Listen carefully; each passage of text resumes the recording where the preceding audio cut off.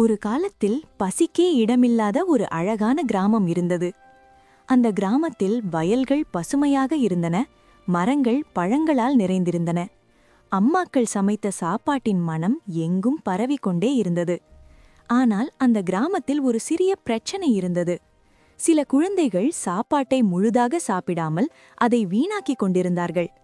இந்த சாப்பாட்டு வீணாட்டை எங்கிருந்தோ கவனித்துக் கொண்டிருந்தது ஒரு வித்தியாசமான, கொஞ்சம் காமெடி தோற்றம் கொண்ட பூதம். அது பயங்கரமாக இல்லாமல் பெரிய வயிறு, சிரிப்பு தோற்றம் மற்றும் எப்போதும் சாப்பாட்டை பற்றியே நினைக்கும் பூதமாக இருந்தது. ஆனால் உணவை வீணாக்குவதை அது மிகவும் விரும்பவில்லை.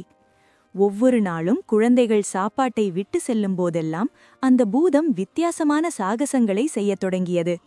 வீணான சாப்பாடு மாயமாக மறைவதும், தட்டுகள் தானாகவே சுத்தமாகி விடுவதும், சாப்பாட்டின் அருமையை நினைவூட்டும் விசித்திரமான நிகழ்வுகளும் நடந்தன.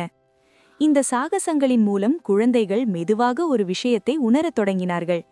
ஒரு தானியத்தின் பின்னால் விவசாயியின் உழைப்பு இருக்கிறது. ஒரு பருக்கை சாதத்தின் பின்னால் இயற்கையின் அருள் இருக்கிறது. சாப்பாடு என்பது சாதாரண விஷயமல்ல, அது ஒரு பெரிய பரிசு என்பதை அவர்கள் புரிந்து கொண்டார்கள். அந்த நாளிலிருந்து கிராமத்தில் சாப்பாட்டை வீணாக்குவது குறைந்தது.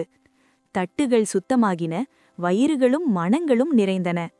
அந்த காமெடி பூதம் அமைதியாக மகிழ்ச்சியுடன் தன் வேலை முடிந்தது என்று நினைத்து மறைந்து போனது. இந்த கதையிலிருந்து நாம் கற்றுக்கொள்ள வேண்டியது ஒன்றே: உணவை மதிப்பது வாழ்க்கையை மதிப்பதற்கு சமம். ஒரு பருக்கை கூட வீணாக்காமல் சாப்பிடுவது நம்மை நல்ல மனிதர்களாக மாற்றும். Thanks for watching. Subscribe me.